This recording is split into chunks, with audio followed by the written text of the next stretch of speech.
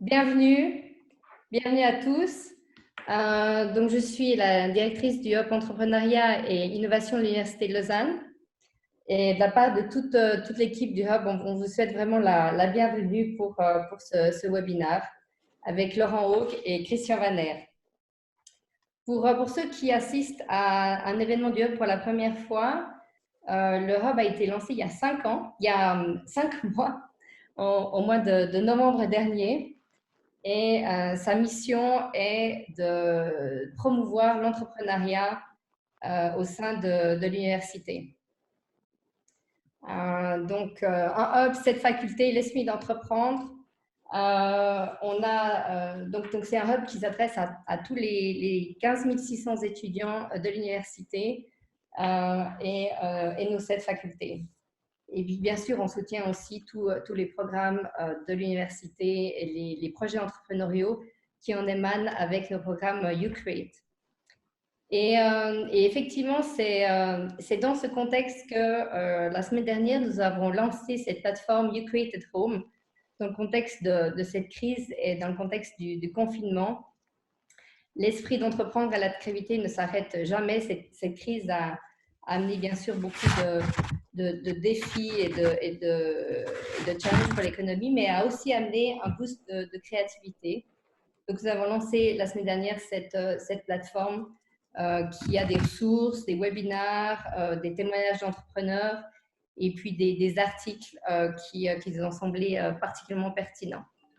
Donc, je vous invite à nous rejoindre. Et en fait, ce webinaire, il s'inscrit dans le cadre du lancement de cette plateforme. C'est notre premier webinaire.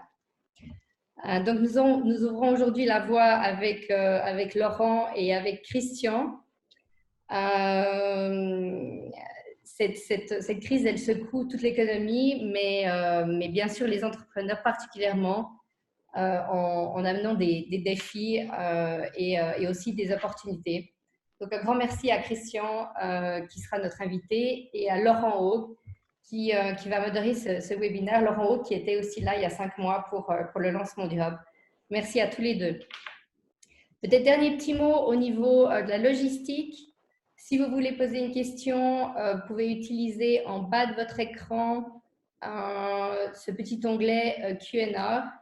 On vous demande, s'il vous plaît, de faire de manière non anonyme, donc comme ça que Christian et Laurent peuvent voir un petit peu à qui ils s'adressent. Donc, on a vraiment une audience très riche. Profitons d'avoir quelque chose de le plus interactif possible et exprimez-vous, n'hésitez pas à vous exprimer. Je crois que de mon côté, je tout dis. Bienvenue encore. Et Laurent, je te passe la main. Merci beaucoup Anne, merci, bonjour à tous, bonjour Internet, il y a des gens d'un peu partout aujourd'hui. Benjamin, si tu peux me mettre à l'écran quand on arrive. Alors, un webinar, moi j'ai regardé beaucoup de webinars, j'ai trouvé ça un petit peu boring, donc on va essayer de faire quelque chose de plus interactif. On va essayer d'ouvrir aux questions, de vous faire participer avec les contraintes qu'on a, à savoir qu'on est tous chez nous avec des connexions plus ou moins bonnes. Mais voilà, on va essayer de vous donner la parole de différentes façons. Je vais vous en dire plus. Le but de l'événement, qu'est-ce que c'est? L'idée derrière cet événement, Anne m'a approché en me demandant de parler de quelque chose qui serait pertinent pendant la crise. Et puis, quand on est entrepreneur, ce qui est quand même le thème du Hub de l'UNIL, il y a une chose qui est vraiment utile, c'est d'entendre l'expérience des autres. Et donc, ce qu'on va faire, c'est de vous montrer l'expérience de quelqu'un qui a vécu une histoire qui est assez hors du commun. Benjamin, je ne suis toujours pas à l'écran, je crois. Les gens voient Anne et entendent ma voix. À l'écran, tout le monde peut voir. Ah d'accord, moi je ne vois rien. Et donc, on a voulu vous raconter cette histoire. Et puis, vous allez voir qu'elle va vous faire réagir. Et c'est une histoire qui n'est pas très connue d'ailleurs. Christian est quelqu'un d'assez rare, qu'on ne voit pas beaucoup dans les médias et dans les conférences. Alors rapidement, petite intro sur Christian. Donc aujourd'hui, il est investisseur. Il est basé à Sydney. Il nous appelle aujourd'hui de Sydney. Là, il est 20 h pour lui. Donc, il investit dans les startups en Asie-Pacifique. Il est expert pour McKinsey pour toutes les questions ayant trait à l'e-commerce alimentaire et multicanal. Vaste sujet. Il est aussi venture partner chez Antler, qui est un incubateur accélérateur qui est basé à Sydney et dans la région Asie-Pacifique. Et donc, il a été CEO du shop de 97 à 2013 et il est l'un des 4 cofondateurs aux côtés de donc vous connaissez peut-être Alain Nico, Rémi Valbaum et Jésus Martin Garcia. Et juste pour mettre un peu de perspective pour les plus jeunes, 1997, c'est quand même 1 an avant Google et 7 ans avant Facebook. Hein. C'est non seulement pionnier sur le côté Internet global, mais c'est aussi encore plus pionnier sur le côté distribution de nourriture, qui est un problème vraiment énorme. Il faut savoir que le shop a été un des premiers supermarchés online dans le monde à avoir été profitable, à avoir atteint la profitabilité, ce qui est très, très dur. Et donc, en 2002, le chiffre d'affaires est autour de 10 millions de francs. Le shop décolle. Et puis, c'est le crash des dot-com. Vous avez probablement aussi entendu parler pour les moins jeunes. Le shop traverse une énorme crise et se fait larguer par son actionnaire de référence. Et je vais donner la parole à Christian pour qu'il nous raconte l'histoire à partir de ce fameux 12 décembre 2002. Bonsoir Christian. Oui, bonjour à tous. Ça me fait plaisir de faire une intervention en Suisse et en français.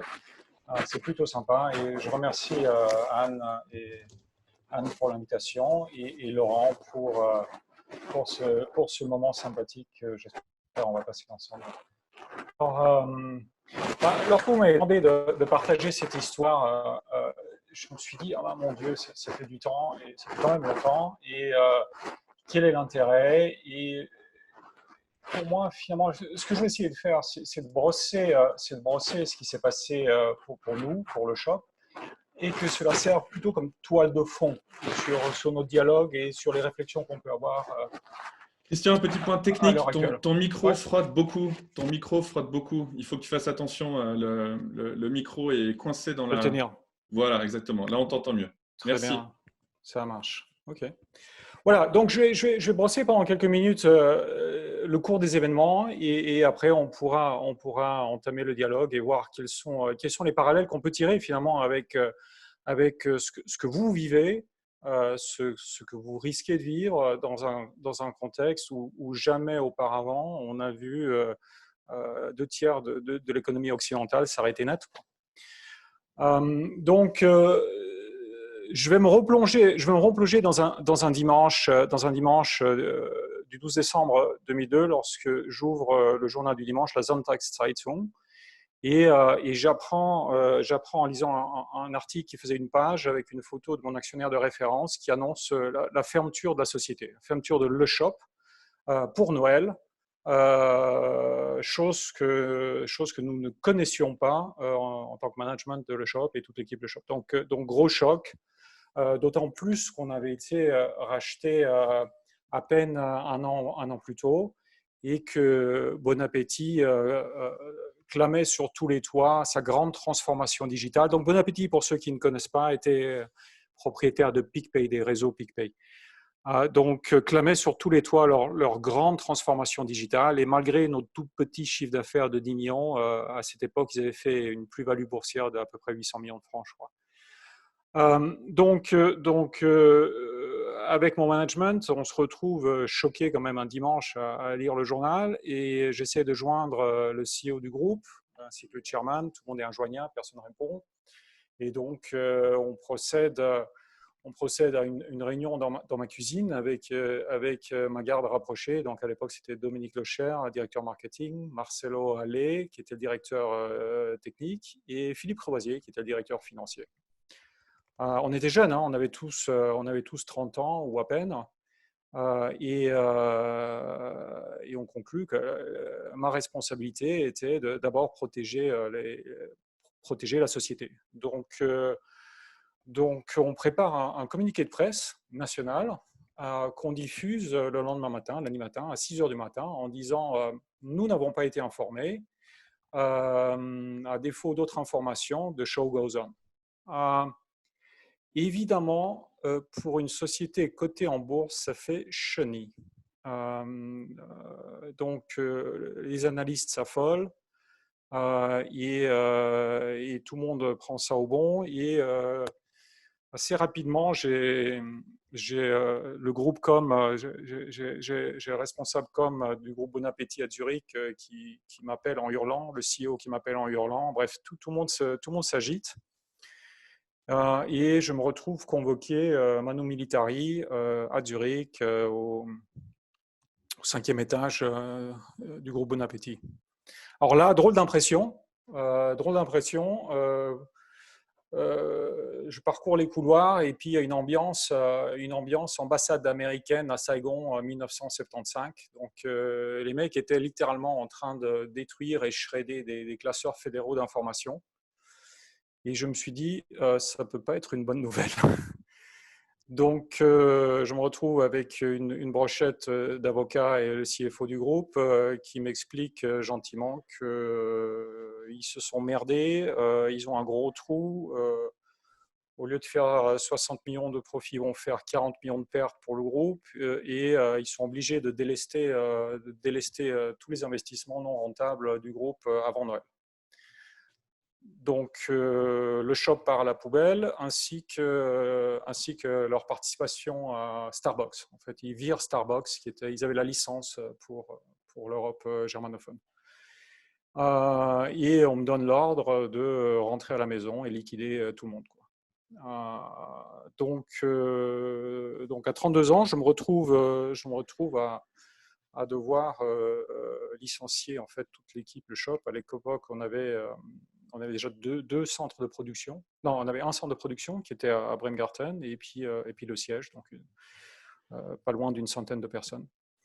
Donc phase 2 phase 2 du jeu, c'est le grounding, quoi. Donc licenciement collectif, ce qui est un crève-cœur pour quelqu'un qui a monté une équipe. Je donne le choix aux gens, quoi. Ils peuvent rentrer à la maison et essayer de chercher du boulot. Alors, pas facile entre Noël et Nouvel An de la crise .com. Ou bien, il nous restait 2 semaines. 2 semaines. Donc, on se donne une chance pendant 2 semaines. Donc, 15 minutes plus tard, tout le monde, donc toute l'équipe des opérations, toute l'équipe du siège se remet au boulot. Il n'y a pas un seul départ suite au licenciement collectif. La presse a joué un rôle très positif pendant cette époque. En fait, il y a eu un choc aussi au niveau de la presse. Et ils ont relayé l'information assez rapidement, ce qui a créé une vague de solidarité inattendue d'ailleurs chez les clients. On s'est retrouvé viré sans perspective avec une augmentation de la charge de travail de 80%. Donc les commandes ont littéralement explosé. Je me rappelle, en 2 jours, on avait reçu 500 emails de soutien que j'avais affichés sur les murs du siège, comme ça tout le monde les voyait en rentrant au boulot. Et on s'est retrouvé dans cette situation bizarre où on était des zombies, donc techniquement morts, mais on bossait comme jamais on avait bossé avant. Et là, en tant que CEO et pour l'équipe de management, il y avait une situation un peu schizophrène puisqu'on avait trois gros dossiers à gérer. Le premier, c'était juste gérer les opérations, quoi. Vraiment gérer les opérations. Donc, on avait des gros problèmes de volume, de fournisseurs, etc. Ce qui était contre-intuitif. À un moment où tu fermes, devoir gérer l'explosion de ton volume. Deuxièmement, c'est préparer la fin, quoi. Plan social, contrat, communication, bref, préparer la mort annoncée de la société. Et troisièmement, recherche désespérée de fonds. Donc ça, c'était mon job avec Philippe Crevoisier, mon compagnon d'armes. On s'est mis à aller taper à toutes les portes. Donc, quand je dis taper à toutes les portes, c'est choper le patron de Migros, le patron de Coop, le patron de Manor, leur dire, écoutez, on s'est fait débarquer, la boîte est à reprendre pour 1 franc, est-ce qu'on peut venir chez vous, quoi. Et donc, personne ne réagit. Pour tout le monde, c'était trop court. Entre Noël et Nouvel An, c'est impossible de prendre une décision, de convoquer son board. Bref, On a dû avoir, avec l'équipe de management, je sais pas moi, une trentaine, en tout cas une trentaine ou une quarantaine de rendez-vous, de discussions, etc. Avec toutes sortes de vautours étranges qui vous tournent autour quand vous êtes à l'article de la mort pour savoir s'ils peuvent dépecer quelque chose, vous voler des membres de l'équipe, ramasser du matériel à bas prix, etc. Petite anecdote marrante, j'ai un gars qui m'appelle, il me demande, Monsieur Vanner, est-ce que vous avez un problème à travailler dans le sexe? Je lui dis, au point où j'en suis plus, je suis le patron de BAT USE et votre dépôt et votre logistique et votre savoir-faire m'intéressent.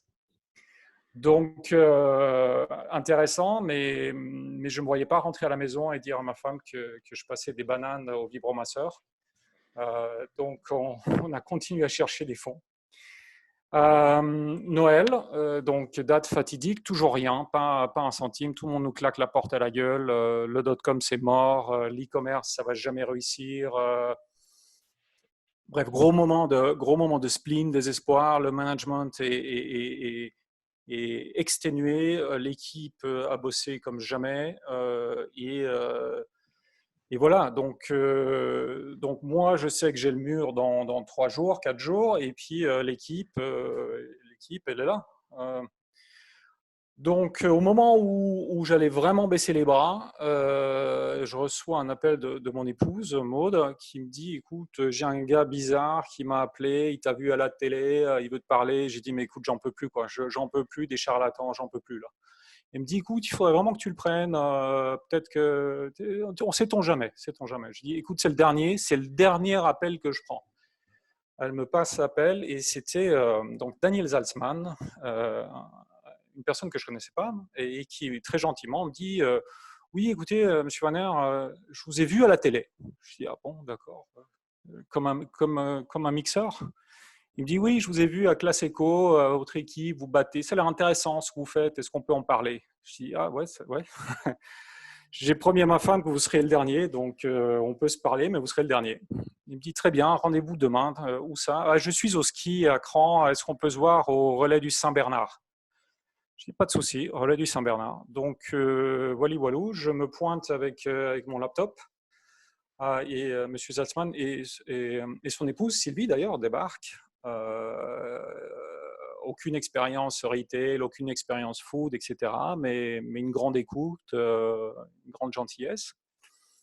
On fait 2 heures, j'explique un peu où on en est, qu'est-ce qu'il nous faut pour continuer à avancer, et puis les millions qui nous manquent. Et ensuite, ils me disent, écoute, il y a ma fille qui m'attend, je dois aller skier, donc est-ce que je peux vous rappeler plus tard? Je dis, bien sûr, on a tout le temps. Donc là, c'est un jeudi 27, la société ferme lundi matin. Daniel me rappelle à 19h pour me dire, ça m'intéresse votre truc, est-ce qu'on peut se revoir demain? Bien sûr, au dépôt, à la société. Non, au relais du Saint-Bernard. Parfait. Donc, je me retrouve de nouveau à la petite table de la cafette du relais du Saint-Bernard, qui fait 1 mètre sur 1 mètre. Monsieur Salzman et son avocat. Les deux en tenue de ski, bottes de ski, prêts pour le sport, quoi. 3 heures, et pendant la nuit, avec Philippe Croisier, Dominique et Marcelo, on bosse sur la LOI, qui est le contrat, l'ossature de contrat qui permettra l'extraction de la boîte à bon appétit et puis le passage à un nouvel investisseur. Donc, 3 heures de boulot avec l'avocat, on édite le contrat et tout, et l'investisseur, M. Salzman, se lève et dit bon, moi je dois aller skier. Je dis, ah bah, tiens, ce serait bien peut-être d'aller. Il me dit, c'est un deal. Donc, il me serre la main, il dit, c'est bon, pour moi c'est bon, il faut y aller maintenant, il faut mettre ça en musique. Je lui dis, mais attendez, vous voulez pas voir le dépôt, les comptes, quelque chose? Il dit, non. J'ai pris des renseignements sur vous et sur l'équipe, ça me suffit amplement. Donc, sur la base de votre réputation, c'est un deal. Donc, on parlait à cette époque de 10 millions de francs suisses avec une option à 15.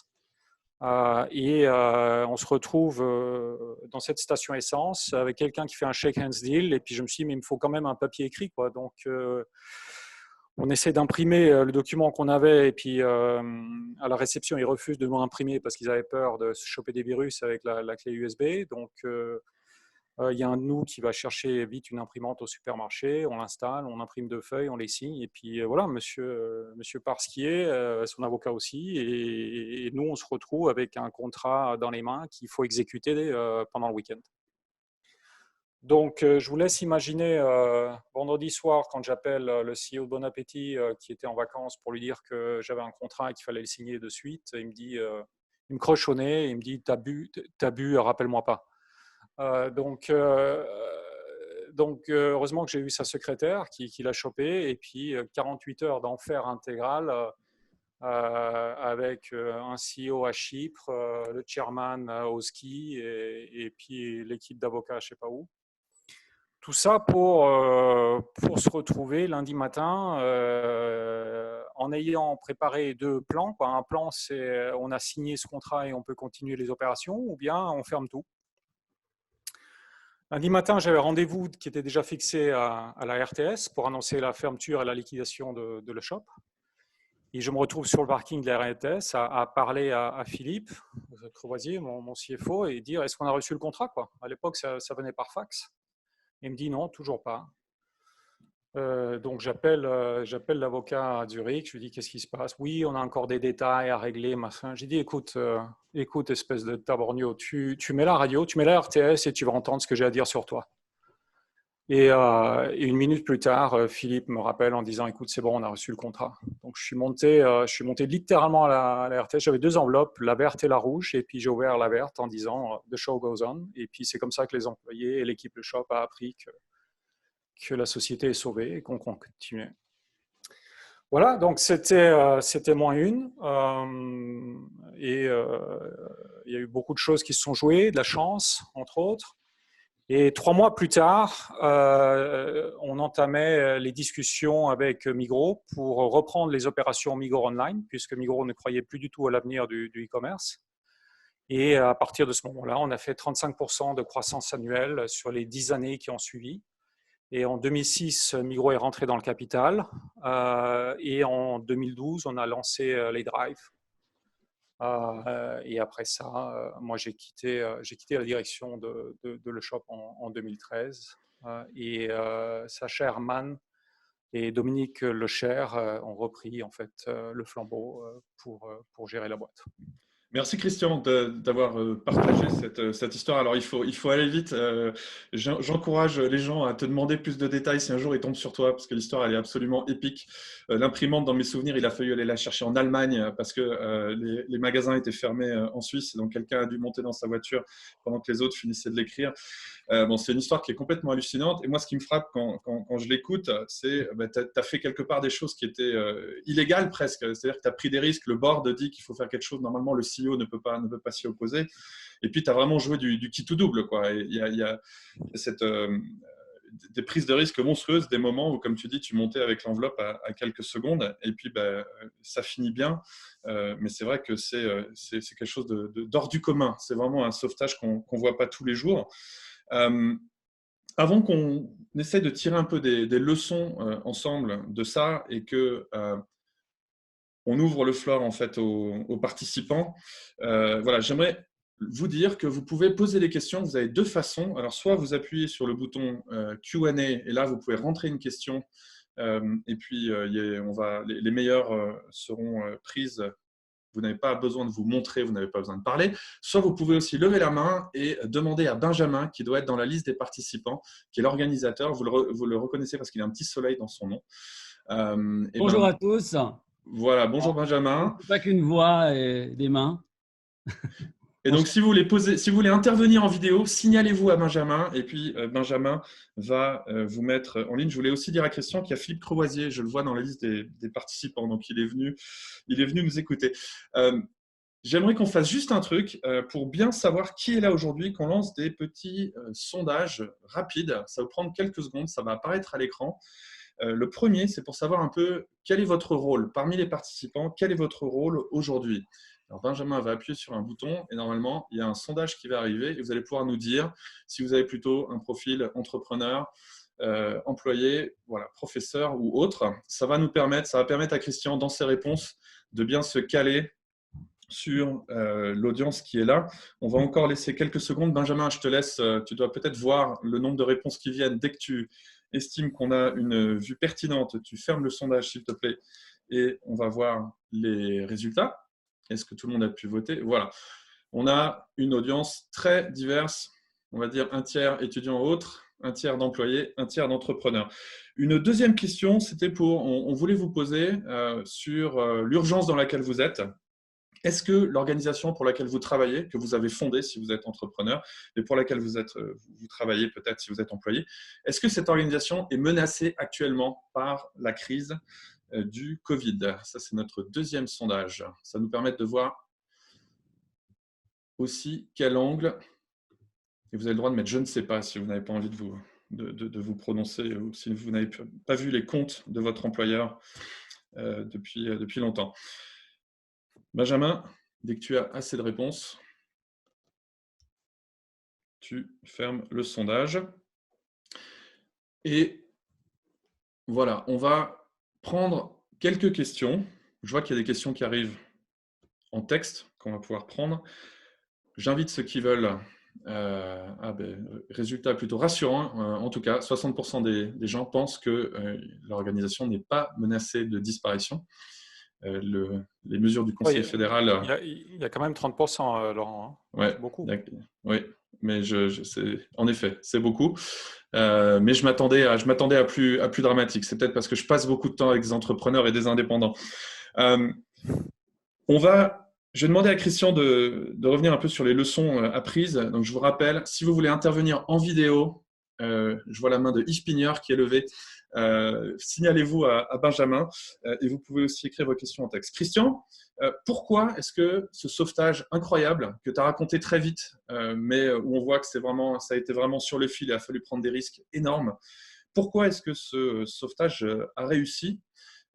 Est-ce que, par exemple, c'est parce que la vision, le business model, l'équipe, en fait, tous ces fondamentaux étaient très justes? Alors, je crois que la première leçon, c'est que c'était vraiment multifacteur. Il n'y a pas un seul facteur qui permet de sauver une boîte.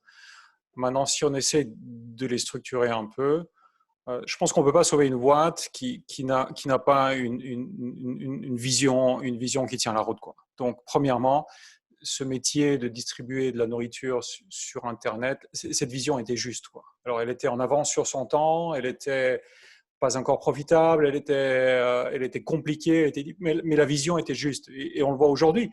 Aujourd'hui, les livreurs online de nourriture dans le monde entier sont sous l'eau, n'arrivent plus à suivre, il faut 2-3 semaines d'attente. Bref, ils ont complètement raté le virage. Donc la vision était juste. Et après, je pense que l'élément principal, c'est quand même c'est l'équipe, quoi. C'est la résistance de l'équipe. Et je pense que l'investisseur, lorsqu'il a pris sa décision, a fait un gros pari sur l'humain, sur le potentiel humain de l'équipe, de ce qu'il avait vu. Tu as parlé aussi, Christian, tu as parlé de réputation.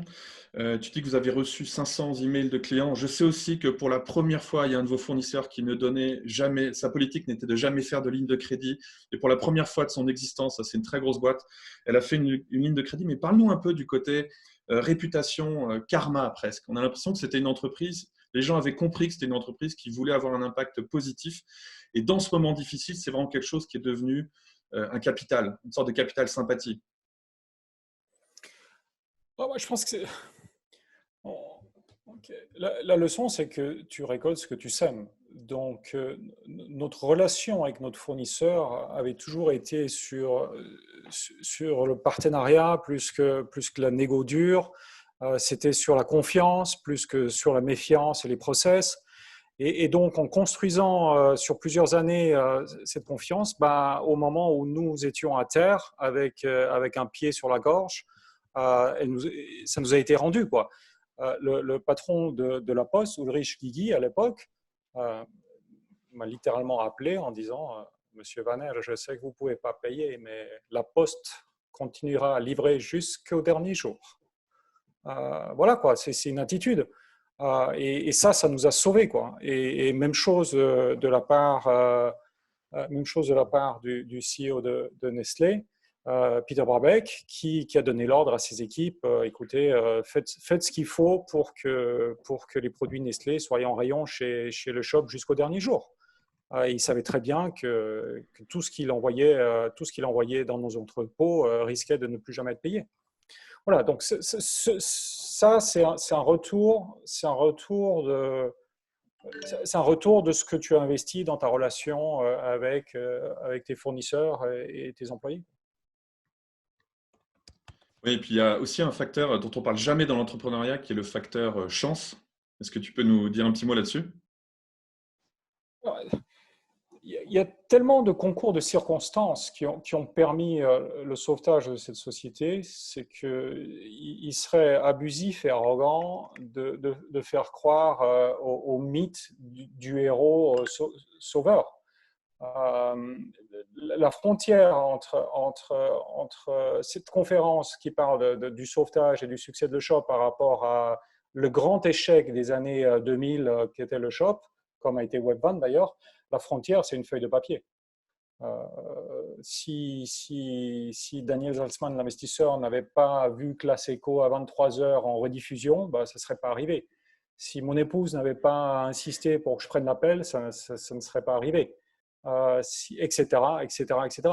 Il y a probablement 40 facteurs qui auraient pu, 40 battements d'ailes qui auraient pu aller d'un côté ou de l'autre. Oui, c'est ça, mais c'est intéressant d'en parler parce qu'on a l'impression que c'est quelque chose qui n'existe pas en fait. Après, on regarde l'histoire et on se dit si l'histoire a été écrite. Non, il y a la chance et c'est un des facteurs de succès pour l'entrepreneuriat. On a un entrepreneur lausannois que je connais bien qui va nous poser une question. C'est François Briot de Monito qui devrait apparaître. Je ne sais pas si on va le voir ou l'entendre. François. Oui. Bonjour Laurent, bonjour Christian. Petite question en étant assez. J'avais déjà entendu l'histoire, mais pas avec autant de détails. C'est assez impressionnant. Ayant fait plusieurs levées de fonds, je sais que les négociations pour des deals de plus petite taille peuvent prendre simplement des mois d'aller-retour de négociation, même lorsque les gens sont entre guillemets serrés la main. Et du coup, j'imagine que faire ça en un week-end est une prouesse, mais je pense qu'il y a aussi eu un certain nombre de sacrifices qui ont dû être faits des deux côtés juste pour que le deal puisse se faire dans un laps de temps aussi court. Et du coup, je serais curieux s'il y a des anecdotes aussi de ce côté, par exemple, de votre côté de la négociation en tant que management ou fondateur, si vous avez dû dire, OK, on est face au mur, il faut qu'on fasse ces sacrifices-là pour que le deal se passe. Et si oui, je ne sais pas si c'est possible de partager quelques détails parce que le background, c'est de se dire des fois, on ne sait jamais si c'est nous ou si c'est l'autre côté de la négociation qui doit s'arrêter de négocier et juste aller de l'avant. Et du coup, c'est prendre des risques de faire ces sacrifices. Et du coup, je suis intéressé de savoir un peu plus de détails sur comment ça s'est fait de l'autre côté. Non, vous avez raison. Et en l'absence d'un deadline au sens propre du terme, c'est-à-dire lundi, on était mort.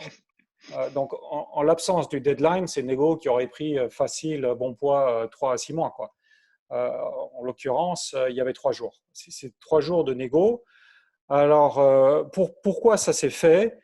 C'est assez simple. C'est de la part de l'actionnaire de référence majoritaire Bon Appétit Group.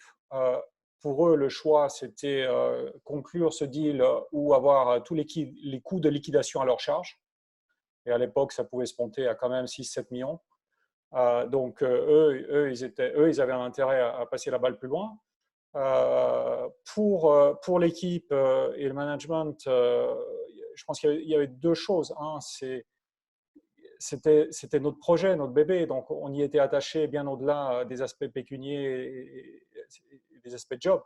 C'était vraiment, il y avait un énorme sentiment d'injustice à être exécuté sur la place publique sans préavis, sans rien. Je veux dire, on s'est dit fuck you, quoi. Et donc, nous, on voulait que cette boîte continue, quoi. Et pour le nouvel investisseur, sincèrement, c'était un énorme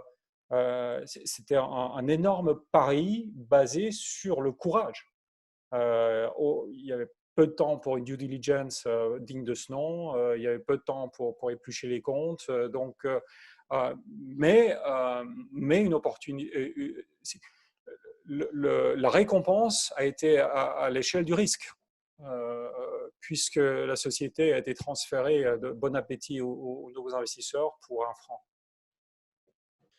Mais c'est ça que je trouve assez fascinant. Enfin, un des trucs fascinants dans cette histoire, c'est j'avais fait une fois une conférence à un rassemblement de board members, hein, de gens qui étaient dans des conseils d'administration, et le seul sujet de discussion, c'était liabilities. Et le côté gérer l'entreprise et prendre des risques passait toujours derrière. Et là, tu as vraiment pris le problème, à mon avis, de façon assez juste, c'est de dire qu'est-ce qui doit être fait pour que cette entreprise soit sauvée. Et puis, s'il y a des risques et s'il y a des choses qui sont peut-être un peu… dans le monde des startups, on est toujours fiers de bend the rules et de pousser un peu, de jouer un peu des coudes. Et ben voilà, c'est quelque chose d'assez rafraîchissant, puis qui est malheureusement de moins en moins fréquent. On a l'impression, mais ça c'est un autre débat. Moi, je pense que la régulation n'arrête pas de monter. Ouais.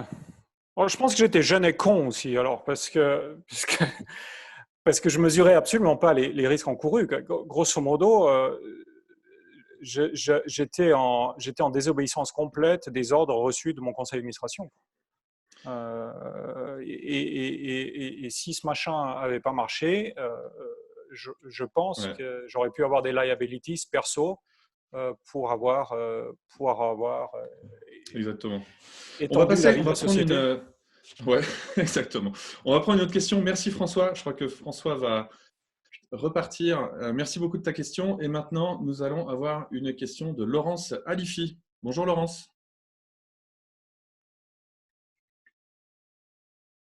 Elle va apparaître.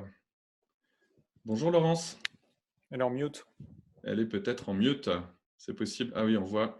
Alors, est-ce que peut-être, Benjamin, ce qu'on peut faire… sa question, si jamais, sur le… Donc peut-être… Ok, alors je vais lire sa question. Est-ce que… Pardon. Est-ce que demander un sauvetage par voie médiatique est une bonne voie ou est-ce que ça peut être contre-productif? Question de Laurence Alifi. Bonne question. Alors, ça dépend. En l'occurrence, le shop était devenu un nom commun. C'est quelque chose… D'abord, je veux dire, demander le sauvetage par voie médiatique d'une compagnie qui fournit de l'équipement pétrolier, ça ne va pas la faire. Mais pour une société de biens de consommation courant qui était beaucoup dans la presse, connue des gens, avec beaucoup de clients dans le public, etc., ça nous a paru une bonne option et ça a marché. Donc, je pense qu'il y avait deux bénéfices à ça. Le premier, c'est faire connaître à un maximum d'investisseurs potentiels la crise et la situation. Et la deuxième, c'est que ça a complètement boosté notre activité, ce qui a été une distraction pour l'équipe dans une phase qui aurait dû être morose. En fait, personne n'était morose parce que tout le monde était trop busy. Et puis, c'était avant l'invention des réseaux sociaux, donc c'était plus difficile de vous envoyer des menaces et aussi des encouragements, remarquez.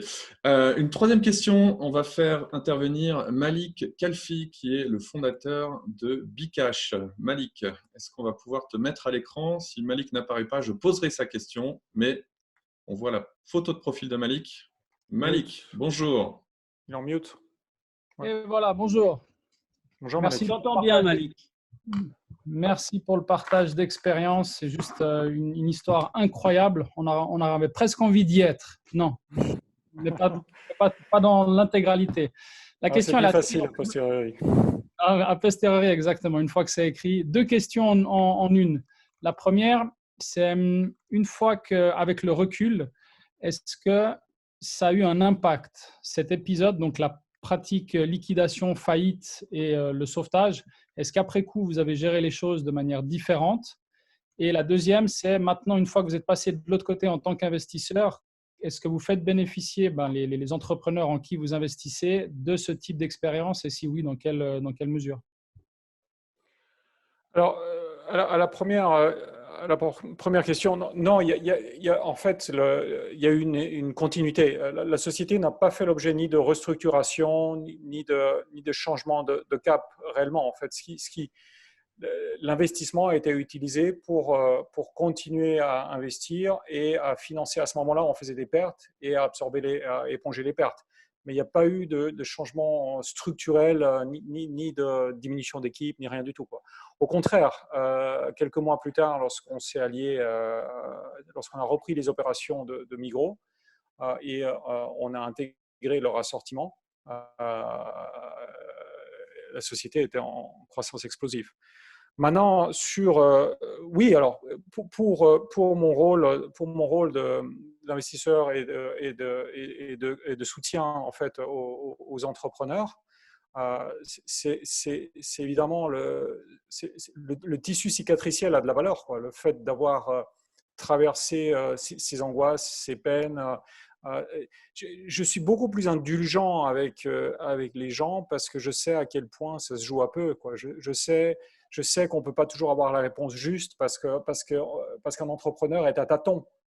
Il est en train de chercher son chemin à tâtons. Donc, il ne faut pas le faire chier avec un PowerPoint qu'il a présenté à 3 mois et dire que la page 12, elle n'est pas comme ça se passe. Donc je pense qu'il y a une dose d'indulgence. Et puis, il y a aussi de la prudence. Puisque je sais que voilà, les ventes ne sont pas toujours exponentielles, les coûts sont toujours plus élevés que ce qu'on pense, et puis les changements d'habitude est toujours plus lents que ce qu'on espère. Et juste, je l'avais marqué, mais sans cet épisode, est-ce que le shop aurait eu le même succès, même si c'est difficile à dire, c'est très hypothétique, mais vous étiez lancé… Sans cet épisode, le shop n'existerait plus. Il aurait disparu en 2002 d'une mort anonyme. Et en fait, Migros aurait fermé droit derrière et Coop n'existait pas à l'époque, je crois, ou peu. Donc probablement, il y aurait eu 5, 6, 7 ans de non-existence de commerce en ligne alimentaire en Suisse et ça aurait repris, je ne sais pas, en 2010 ou 15, je sais pas. On va passer la parole. Merci beaucoup Malik de t'être connecté. On va passer la parole à une autre personne. Je vous rappelle que si vous voulez poser des questions, soit vous appuyez sur le bouton Q&A et vous pouvez écrire une question texte, soit si vous voulez intervenir à l'écran comme viennent de le faire Malik et François, vous vous signalez à Benjamin qu'on reconnaît parce que dans son nom, il a un petit l'emoji soleil. Mais donc n'hésitez pas. Et puis si vous faites une question texte aussi, on va vous demander si vous voulez la poser vous-même et vous pouvez dire non. On va maintenant passer la parole à quelqu'un qui…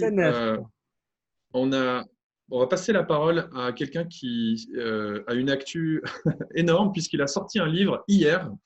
Vous le connaissez très probablement parce que c'est un auteur de best-seller. Il a sorti le livre qui s'appelle The Invincible Company qu'il a coécrit avec Yves Pigneur. Avec Alex Osterwalder, c'est bien sûr Yves Pigneur, je me trompe. Et Yves qui nous fait le plaisir d'être là alors que j'imagine que c'est une période assez agitée et j'ai vu que le livre est déjà numéro 1 des ventes sur Amazon.com dans la catégorie économie. Donc merci beaucoup. Voilà. Pour ceux qui ne connaissent pas Yves, professeur de l'Université de Lausanne et un des grands penseurs du business. Yves, la parole est à toi. Hello, bonjour tout le monde. Bonjour Christian. Salut Yves. Écoute, je connais le shop depuis fort longtemps. On est en contact depuis plus de 20 ans, 25 ans. Et j'avais connu Christian, en fait, comme étudiant à HEC il y a très longtemps, où il squattait mon bureau, mon fax, ou je ne sais plus quel. Ton fax. Le fax. Je faisais des contrats à travers ton fax. C'est juste, avec Michael. Écoute, je retiens quelque chose. Ce n'est pas des leçons, parce qu'il n'y a jamais de recette en management, mais 2-3 trucs qui sortent pour moi. C'est bien sûr, ce que Christian mentionnait, c'est la vision juste et le business model solide, même si assez précurseur à ce moment-là. 2, c'était une équipe super forte, motivée, entraînée par les fondateurs et les dirigeants. Et 3, c'était quand même une masse de clients très accros. Ça, c'est les 3 choses que Christian a évoquées, je pense, en parlant. Laurent est venu avec 2-3 choses qui, à mon avis, sont aussi des explications. Bien sûr, le facteur chance, il a été mentionné plusieurs fois. 2, je crois, c'est une passion du management, passion de l'équipe. et une opiniâtreté. Je pense que c'était vraiment s'accrocher, parce qu'on aurait pu imaginer qu'on baissait les bras. Ça, pour moi, ça ressort fort, et c'est quand même 6 belles leçons pour des entrepreneurs.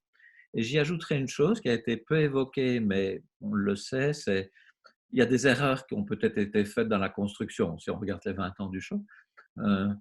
Et ces erreurs font partie, pour moi, de la vie de l'entrepreneur. Et c'est ce que Einstein dit, celui qui n'a jamais connu d'erreur, n'a jamais commis d'erreur, n'a jamais tenté d'innover ou de créer. Et c'est un peu les 7 points que je retiens comme ça à ce niveau-ci, qui pour moi sont des jolies leçons. Est-ce que Christian Vaner avait des bonnes notes, Yves? Est-ce qu'il avait des bonnes notes? Non, mais tu vois, ça je ne me souviens plus et je ne veux pas savoir. Non, mais ça peut peut-être rassurer des gens qui, comme moi, sont nuls. J'ai mon fils qui assiste à la conférence, donc raconte Bobard. On va être sérieux. Donc, bien sûr qu'il était exceptionnel comme étudiant. Yves, est-ce que tu peux nous dire en 2 mots, puisque tu es là, en 2 mots, vous sortez ce livre aujourd'hui qui s'appelle The Invincible Company. Qu'est-ce que c'est le principe numéro 1 d'une société qui arrive comme ça à innover dans la durée? Je pense une chose, c'est d'être toujours capable de se réinventer. Je pense qu'on fait des erreurs, il y a des choses qui marchent bien, ça marche plus ou moins longtemps. Cette capacité de se réinventer, d'être toujours dans ce mode, se dire on pourrait faire mieux ou faire différemment, à mon avis, est quelque chose qui permet et la résilience et peut-être l'invincibilité qui n'a pas de sens, mais en tout cas quelque chose dans lequel on peut se dire, voilà, c'est ce qui va nous permettre d'être dans cette logique de constamment se réinventer. Je pense que ça, c'est un des points forts. Et si on regarde le temps qui court maintenant, ben voilà, c'est être capable de dire on va être capable de repartir, de rebondir. Alors bien sûr, cette crise est forte parce qu'elle est globale, mais je pense qu'il y a des entreprises qui vont montrer qu'elles sont et accrochées et capables de se réinventer. Je pense que c'est un des points, à mon avis, sur lequel et puis, il faut accepter l'inconfort, Laurent. C'est-à-dire, une fois que tu as du succès dans une ligne de business et que ça roule et que tu es profitable, etc., il faut accepter de refaire un pari qui, peut te mettre en danger dans ta position de dirigeant vis-à-vis de ton board. Donc, tu dois accepter que tu puisses te faire virer parce que tu as fait une erreur. Et deux, de remettre en danger la société. C'est un peu ce qu'on a fait avec le lancement du Drive, quoi. On a repris un pari, un gros pari, quoi. Ouais, mais voilà, ça me frappe. Et il y a toutes ces questions liées. Tu disais que si on parle de la réinvention de grands groupes, alors cette idée d'une société qui arrive à perdurer à travers les époques, et puis ben, là, il y avait cette occasion rêvée pour la Migros et la Coop de mettre la main sur le shop pour peut-être un franc symbolique, comme tu l'as dit. Et pourtant, ben, ils n'ont pas vu l'opportunité à ce moment-là. Donc, c'est comme ça que se relie un peu ce que dit Yves et l'histoire que tu as vécue, je trouve.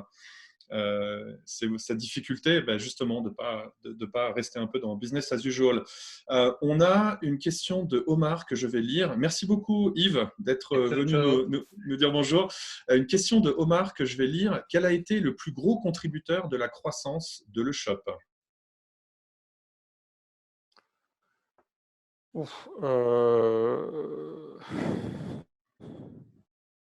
Alors, je pense que l'alliance avec Migros en 2003, lorsqu'on a repris leurs opérations online, a été moteur d'une croissance. Ils nous ont apporté 2 choses qui nous manquaient dans l'équation quand même. La première, c'est l'assortiment complet, puisqu'on proposait les produits Migros et les produits de marque, alors qu'en Suisse, Migros, c'est quand même 40% de distrib. Et l'autre chose, c'est du jour au lendemain, on avait un saut de sécurité garanti, puisque Migros est super aimé de la population suisse. Donc c'était assez étrange comme situation d'ailleurs, puisqu'on vendait leurs produits, on avait en co-branding la marque Migros, et eux ne détenaient pas une seule action de la société et n'avaient pas un seul poste aux membres au conseil d'administration. Donc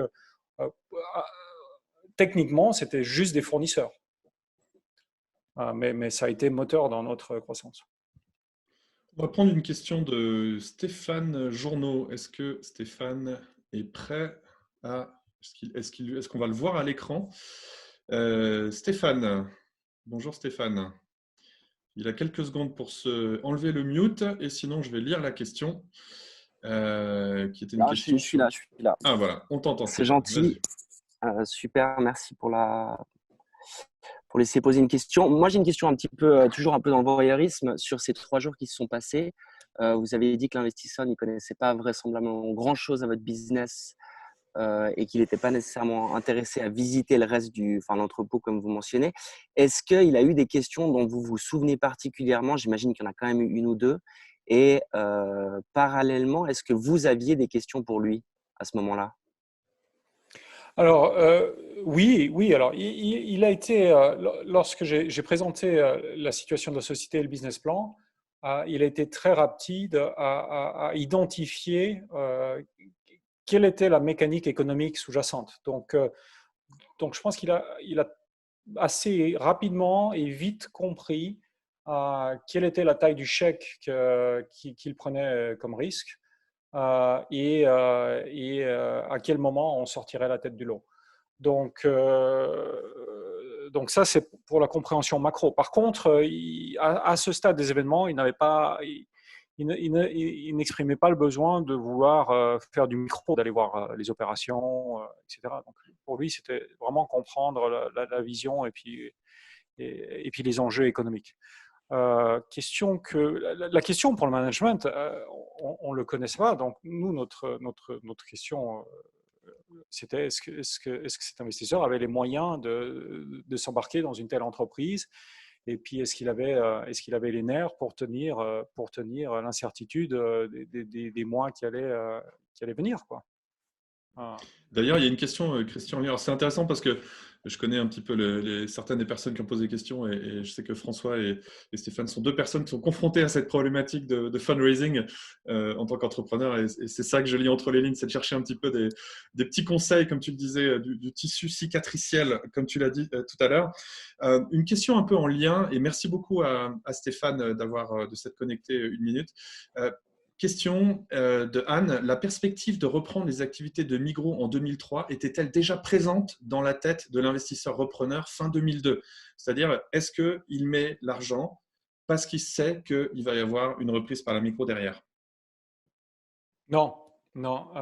Alors, je ne sais pas s'il m'écoute, Daniel. Je ne sais pas s'il fait partie des invités, mais c'est d'ailleurs cocasse puisque lorsque j'ai été présenté cette idée de faire une alliance stratégique avec la Migros 3 mois après la reprise, je me suis pris une volée de bois vert de la part de l'investisseur qui m'a dit « mais ça va pas la tête, moi je viens d'acheter ce machin et puis non, c'est mon bébé à moi, ça va pas ». Donc je me suis fait sortir de la salle Manu Militari et puis je suis revenu à la charge plusieurs fois jusqu'à ce que ça passe, mais c'était assez cocasse, c'était assez rigolo. On a une question de quelqu'un de CNF, je vais la lire. Bravo pour le courage et la persévérance pour le sauvetage. C'est une belle histoire. Comment voyez-vous le futur dans l'e-commerce dans les 10 prochaines années? En 1 minute, Christian.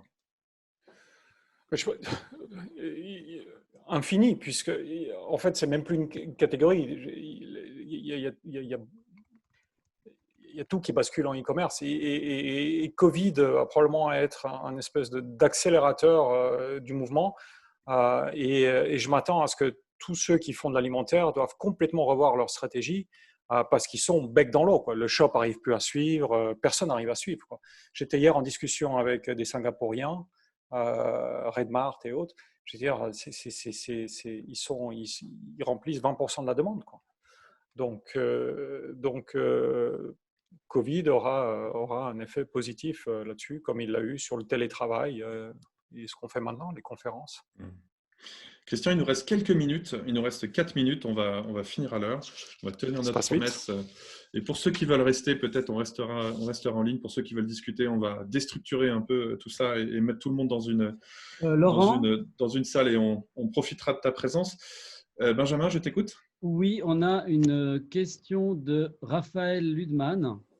Bonjour, dans cette histoire de rebondissement, quel a été le rôle et les différents caractères de personnalité des membres de l'équipe du shop? Sur la complémentarité, j'imagine qu'il y a des gens qui ont joué des rôles différents. Vous étiez assez complémentaires. Il y avait toi, Christian, qui était plus le bulldozer au front. Et puis derrière toi, tu as déjà parlé, Dominique, Sacha, Philippe. Est-ce que tu pourrais parler de la complémentarité que vous aviez dans l'équipe? Je crois je pense on avait tellement le dos au mur et puis un flingue sur la tempe. Moi, je me rappelle plutôt d'un énorme alignement, quoi. On était très, très, très alignés. On ne pouvait pas passer beaucoup de temps ensemble non plus, hein. Donc Philippe et moi étions plutôt au front pour ce qui est contrat investisseur, etc. Et Marcelo et Dominique tenaient la boutique, quoi. Ils faisaient en sorte qu'on sorte les commandes, que les gens bossent. Donc, moi, j'ai un souvenir de vraiment un très grand alignement, quoi. Maintenant, en tant que CEO, si tu veux, le poke stops here, hein. C'est chez moi que tombait la décision ultime, et si ça foirait, c'est ma tête qui allait rouler, quoi.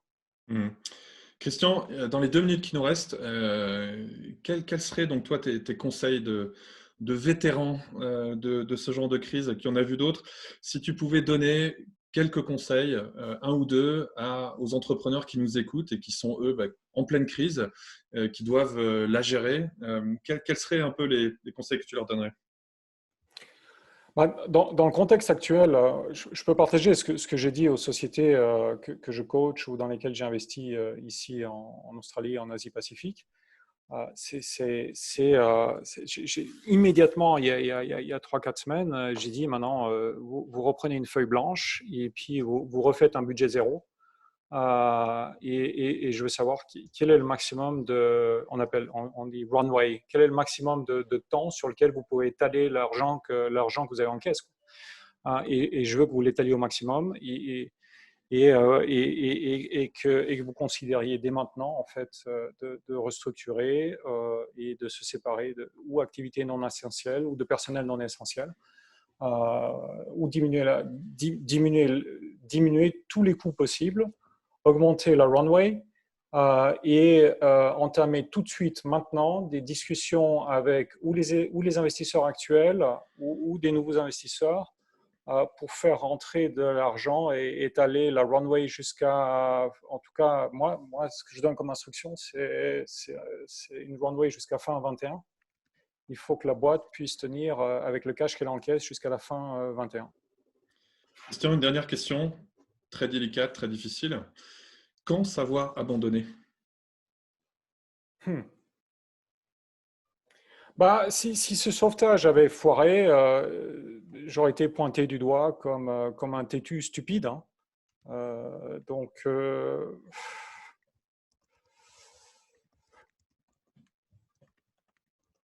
Ouais.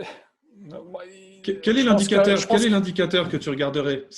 Quel aurait été l'indicateur pour toi? C'est par exemple que l'équipe n'y croit plus? Je pense mon épouse, quoi. Je pense mon épouse m'aurait dit, mais t'es cinglé, quoi.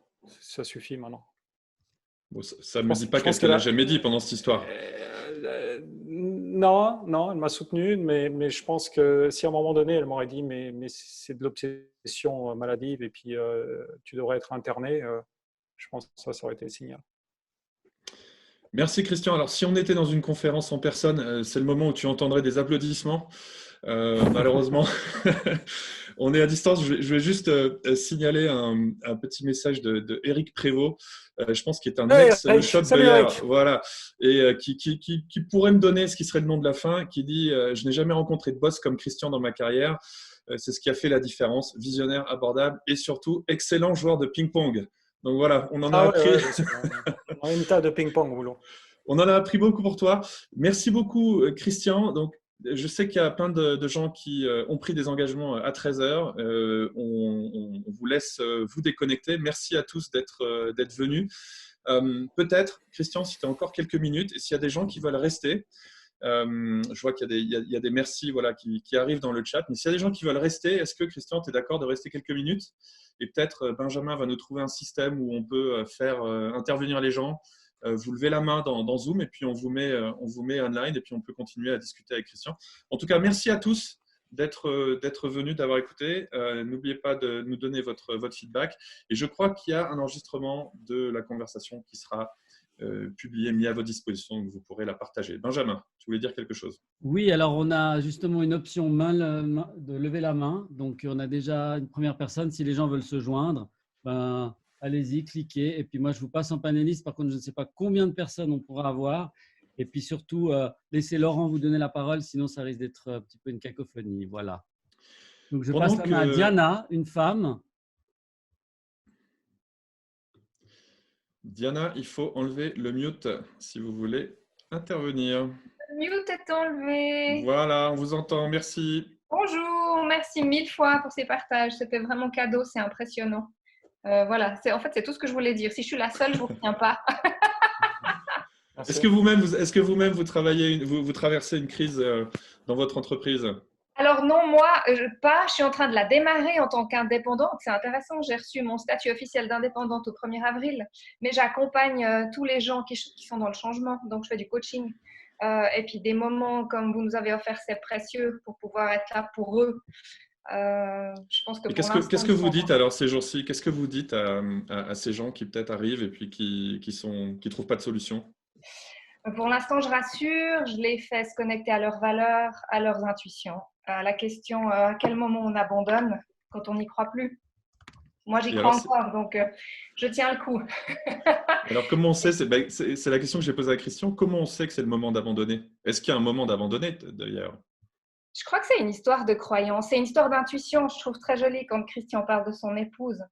Je trouve hyper beau, Christian, que vous ayez dit ça. Et puis, je pense que c'était son intuition qui vous a dit non, non, attends, lui, il faudrait que tu ailles lui parler. Je crois que c'est vraiment une histoire de ressenti. Je trouve ça hyper beau. Donc, c'est vrai que moi, j'y crois. Je démarre mon entreprise en ce moment vraiment à 100% en étant indépendante. Je ne l'avais pas fait à 100% avant. C'est un sacré risque. Je la démarre, je soutiens des gens en étant en pleine refonte de mon site internet, ce que je trouve aussi intéressant. Mais ça marche. Et puis, en fait, le truc, c'est écouter la petite voix à l'intérieur de soi, connaître ses valeurs. Quelles sont les valeurs? C'est vrai que je travaille beaucoup là-dessus avec les gens.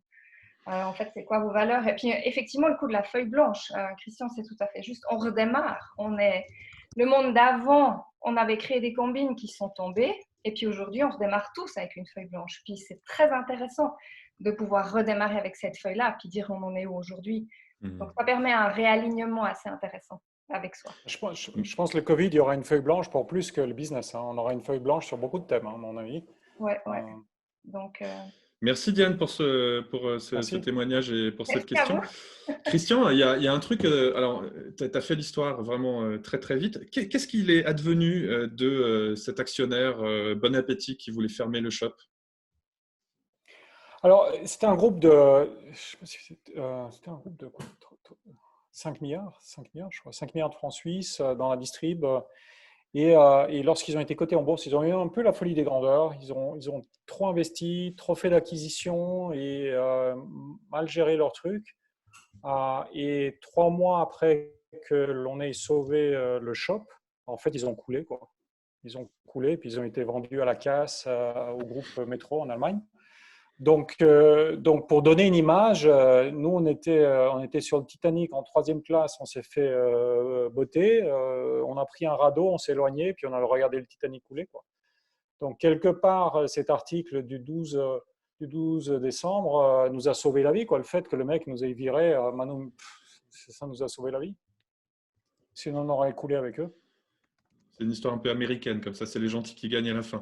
On a Anela Lebic qui s'est connectée. Est-ce qu'elle veut nous… Voilà, je vois que le micro s'active. Bonjour Anela. Bonjour. Alors moi, j'aurais une question à Christian, mais peut-être aussi à d'autres qui souhaiteraient réagir là-dessus. On a beaucoup parlé de prise de décision, de prise de risque. On a parlé de la chance. Qui, à mon avis, c'est une opportunité qu'on décide de prendre ou non, on la provoque.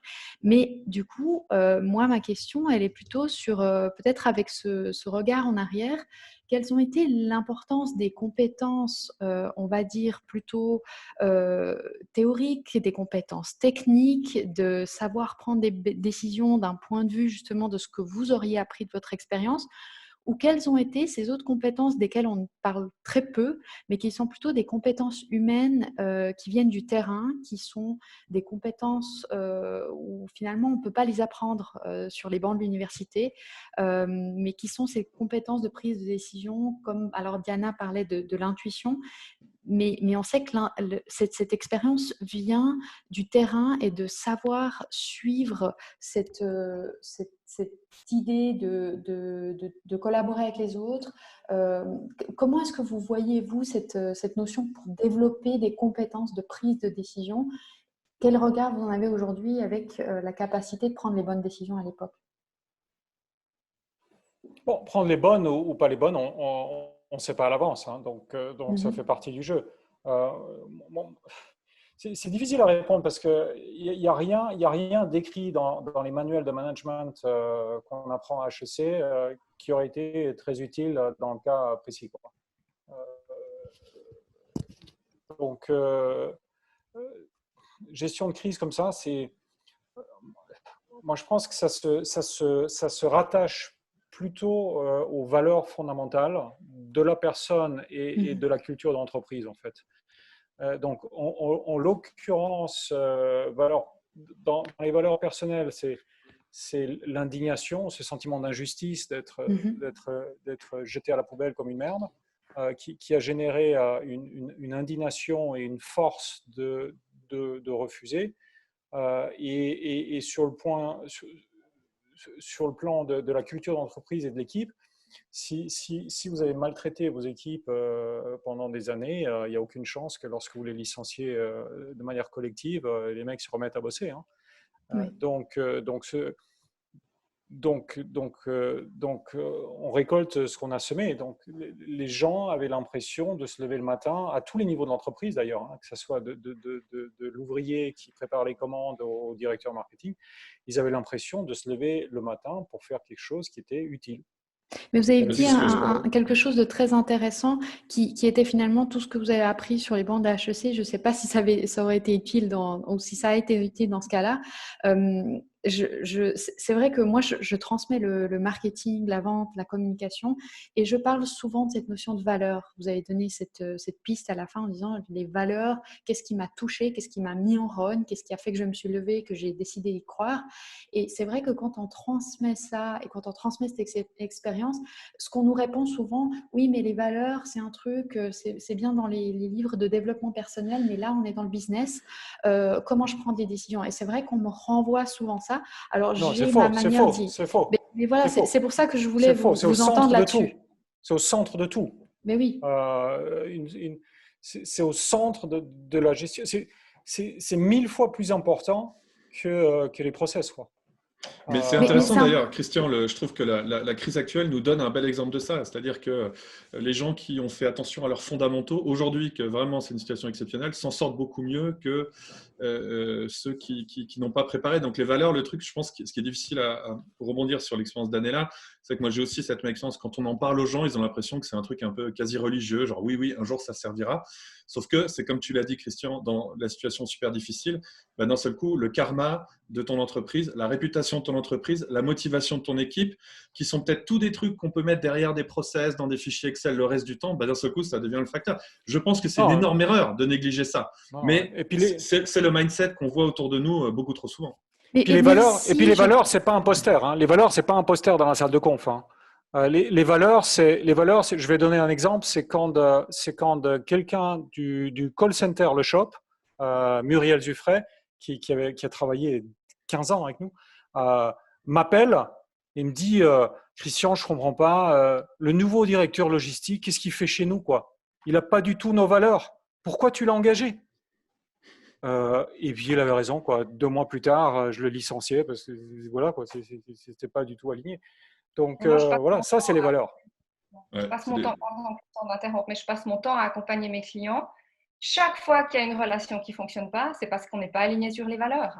Donc, Anela, gardez votre optique et c'est juste d'en parler. C'est la base, mais c'est la base de toutes les relations. Hein. Que ce soit, je suis en train d'accompagner des gens qui ont des histoires de couple qui foirent en ce moment. On repart sur les valeurs. Quelles sont vos valeurs en ce moment? Mais les valeurs changent. Si on veut que le juste monde... rectifier. je vais juste rectifier un statement pour pas qu'il y ait de mécompréhension. J'ai pas dit que tout ce qu'on apprend sur les bancs de HEC ne sert à rien. Hein. On soit d'accord. Ce que j'ai dit, c'est que ça sert pour monter la boîte, pour structurer la boîte, etc., etc. Mais je dis, ça peut pas préparer à tout. Pendant les 2 semaines où c'était la baston, c'était pas écrit dans les manuels. C'est ça que je suis en train de dire. Ouais, mais c'est vrai de toutes les formations. Hein. On a pas mal de gens là en attente. On va faire un lien. Je vais donner la parole à Dan Wexler, qui est sous le nom Borcadre Film Connecté. Dan m'a fait une remarque qui va nous permettre de rester, peut-être de clore le côté, l'important c'est l'humain, c'est les valeurs. Dan, est-ce que tu veux très rapidement partager ton expérience quand il a fallu sauver ta boîte à toi? Merci Laurent. Je ne sais pas si vous me voyez en fait. Oui, c'est tout bon. On te voit, on t'entend. Ok, merci. Non, on en avait parlé Laurent à l'époque et c'est vrai que j'ai été dans une situation très difficile en 2010. Moi, je suis dans la production de films. Je fais du cinéma. Donc, c'est souvent des gros projets. Là, j'étais sur mon plus gros projet à l'époque. J'étais aussi un jeune entrepreneur. J'avais 30 ans. Non, à l'époque, j'avais plus que ça. J'avais 35 ans, mais j'avais entamé mon plus gros projet, un projet à 5 millions dans le cinéma. En Suisse, c'est osé. À l'échelle internationale, ça peut paraître... c'est un projet moyen, on va dire, en tout cas en Europe. Mais ce que je voulais dire, c'était c'était la crise. Début de la crise, c'était en 2008, ou en octobre 2008, où j'entamais le tournage de ce film avec, sur un budget à 5 millions, 1 million provenait d'investissements privés qui se sont tous rétractés dans la même semaine. Donc j'avais 150 personnes sur le plateau, un tournage qui démarrait, qui était en préparation déjà depuis 2-3 mois, et je me retrouvais avec cette situation de devoir continuer un tournage en sachant que je perdais 1 million et voilà, au niveau d'une petite société, finalement c'était pour ma pomme. Et à la place de faire mon travail, c'est-à-dire être tous les jours sur le plateau à surveiller, à superviser ce tournage, j'ai passé les 10 semaines de tournage à chercher des investisseurs, à essayer de lever des fonds. Et là, tu as une histoire, Dan, un peu similaire, c'est-à-dire qu'il y a quelqu'un qui t'a tapé la main et qui a résolu le problème sans aller voir sous le capot, sans demander les chiffres. Exactement. Après avoir rencontré à peu près plus d'une 50aine de personnes, je suis tombé sur quelqu'un d'assez allumé, et c'est en fait peut-être ça que tu voulais me faire dire, Laurent. Cette personne, en fait, en 10 minutes, ça a duré 10 minutes, je suis venu lui montrer un extrait du film, j'étais complètement débraillé, j'étais crevé, ça faisait 2 mois que j'étais dans une grosse fatigue. J'y croyais même plus, en fait, en allant voir cette personne. Et cette personne, sur la base d'un extrait de 2-3 minutes et sur une simple rencontre, au bout de 10 minutes, m'a dit, et là on parlait, à l'époque je lui avais demandé l'équivalent de 200-300 000 francs. Il a remis 200 000 francs une année plus tard parce que la situation n'était pas résolue. Mais cette personne, en 10 minutes, m'a fait un shake hand, m'a dit c'est bon, je mets l'argent dont tu as besoin pour terminer le tournage. Et j'ai compris des années plus tard, on y arrive, cette personne m'a avoué 2-3 années plus tard qu'en fait il connaissait rien à mon business, que ça l'intéressait pas particulièrement, mais ce qui l'avait convaincu, en fait, c'était ma personnalité sur le moment, c'était mon opiniâtreté, comme vous avez dit tout à l'heure, c'était ma persévérance, ma folie, et en fait, c'était ce facteur humain dont je voulais parler, c'était cet instinct qu'il avait eu finalement de croire en la personne, pas forcément le business, de croire en l'énergie. Et ça m'a sauvé. Et depuis, j'ai remonté, voilà. Et depuis, j'ai pu continuer mon activité. Ça fait, je suis toujours producteur de films et mon business a fait que croître depuis. Et voilà, un coup de folie. Merci, Dan. Incroyable. Merci. Ouais, donc, il y a en effet un lien. Pardon, il y a un lien avec l'histoire de Christian, c'est que c'est quelqu'un, tu es tombé sur un investisseur qui privilégiait l'humain plus que les chiffres. Et, c'est la dernière personne que je suis allé voir. À part ça, c'est des gens capables de prendre des décisions plus rapides. Merci Dan. Je vais donner la parole à Michel Reguero. Je vois qu'il est… Et ensuite, on va essayer de donner la parole à Max Desroches. Michel. Merci Christian pour le feedback. C'est vraiment super intéressant. 2 questions. En fait, la première, à votre sens, l'investisseur qui a permis le sauvetage de Le Shop, quelle prise de risque a-t-il mis en fait sur ce projet par rapport à peut-être son patrimoine global, pour aussi un petit peu comprendre sa prise de risque réelle d'un point de vue financier. Et puis, en pourcentage, à votre avis, quel ROI il a retiré en fait de cette opération? Parce que je trouvais intéressant d'avoir un petit peu une vue financière sur ce risque qu'il a pris lui. Puis la deuxième question, c'était un petit peu plus, qu'est-ce qu'elle vous inspire en fait cette crise du Covid? Vu qu'on a des étudiants aussi en ligne, quel type d'inspiration ça vous donne sur des nouvelles idées, des nouveaux business, notamment à travers Antler ou autres? Qu'est-ce que ça vous évoque? D'accord. Bon, alors, sur la question du patrimoine, moi je connaissais pas son patrimoine, je ne l'ai pas connu non plus ultérieurement. Je pense pas qu'il aurait été à la rue si ça avait foiré. Par contre, c'était non plus pas de l'argent de poche. Donc l'investissement était conséquent, il a suivi le dossier, il était présent au board. Donc pour moi, ça reste une décision courageuse et significative de sa part. Ça, c'est pour l'investisseur. Pour le ROI, je ne sais pas s'il a jamais publié cette information, donc je vais pas le faire non plus. Son risque a été très bien récompensé. Je crois que c'était 3 années plus tard. Donc, belle opération, tout le monde est content et c'est comme ça que ça doit être. Moi, je suis d'avis que les investisseurs qui prennent des gros risques doivent être très bien récompensés et c'est le type d'argent dont on a besoin parce que quand les choses sont difficiles, on ne peut pas compter malheureusement sur les prêts bancaires ou bien sur les institutionnels. Maintenant, sur ce qui nous vient dessus, c'est encore tôt. Alors, peut-être je vais parler pour les domaines que je connais. Donc, je pense que tout le monde qui opère des e-commerce va devoir se poser des questions.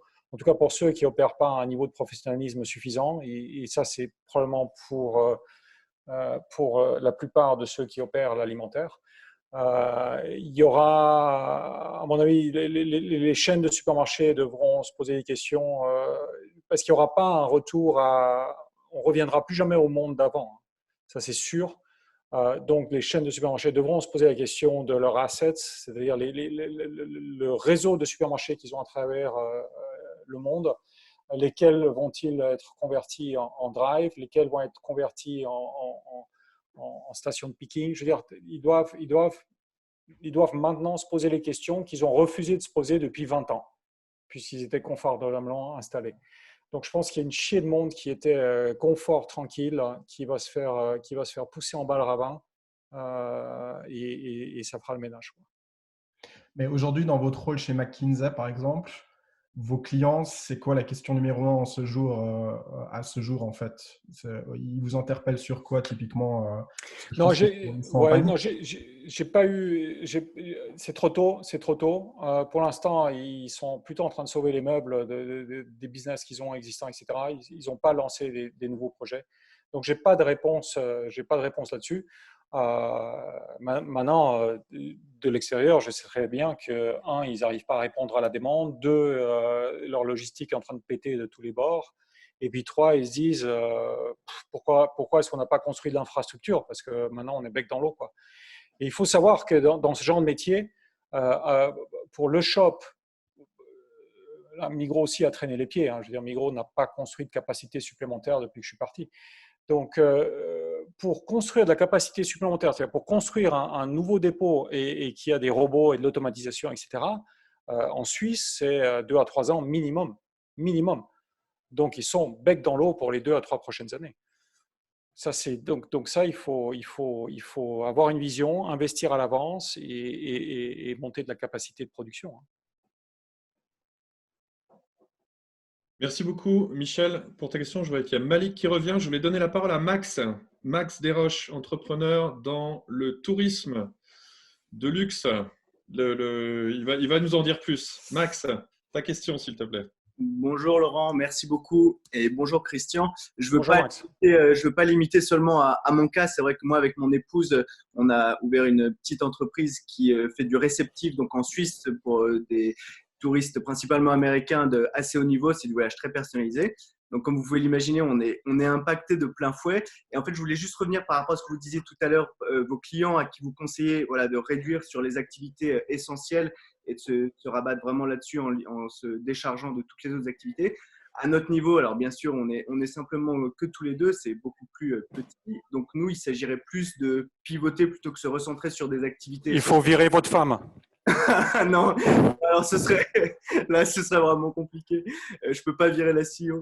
Mais non, mais plus sérieusement, c'était plus pour avoir vos conseils, Christian, dans un environnement complètement incertain en termes d'information, etc. On est face à une situation où on doit justement pivoter. Qu'est-ce que vous pourriez conseiller pour réussir justement ce pivot dans cet environnement complètement incertain?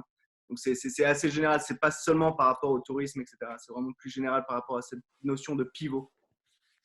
Non, mais je pense que vous avez déjà mis le doigt dessus. Hein. C'est-à-dire que vous êtes dans une situation où c'est tellement structurel que la seule chose qui vous reste, c'est de pivoter et si possible de pivoter en utilisant vos cœurs de compétences. C'est curieux parce que Laurent et moi, on est en train d'aider une entrepreneur à Singapour. Je sais pas, j'ai eu le premier contact, je pense, il y a une semaine. Son business, c'était livraison de lunchbox dans les écoles. Donc, vous imaginez, les mecs, ils ferment toutes les écoles à Singapour et Hong Kong du jour au lendemain. Donc, business par zéro. Et en une semaine, elle et son équipe ont réussi à pivoter pour faire de la livraison à domicile de biens alimentaires, puisque personne n'arrive à commander à Singapour, tellement c'est saturé. Donc ça, c'est un exemple de pivot rapide en une semaine en utilisant la chaîne d'approvisionnement qu'elle avait déjà. Donc, elle avait les relations fournisseurs. Tout ce qu'elle fait, c'est qu'elle, au lieu de livrer des lunchbox dans les écoles, elle se met à livrer de la nourriture chez les gens. Donc, ça, c'est un pivot qui va probablement lui sauver la vie. Dans votre cas, la question que je me poserais, c'est structurellement, les Américains auront de la peine à venir en Suisse dans les mois qui viennent. Est-ce que vous avez un marché, national à exploiter, quoi? Est-ce que c'est les Suisses fortunés qui auraient envie de… Du coup, les Suisses fortunés ne vont plus non plus voyager à l'étranger. Est-ce que par contre, vous pouvez leur faire des offres exceptionnelles pour des voyages dans leur propre pays et puis et prendre ces Genevois qui n'ont jamais mis les pieds à Appenzell et puis leur faire un truc fantastique à Appenzell?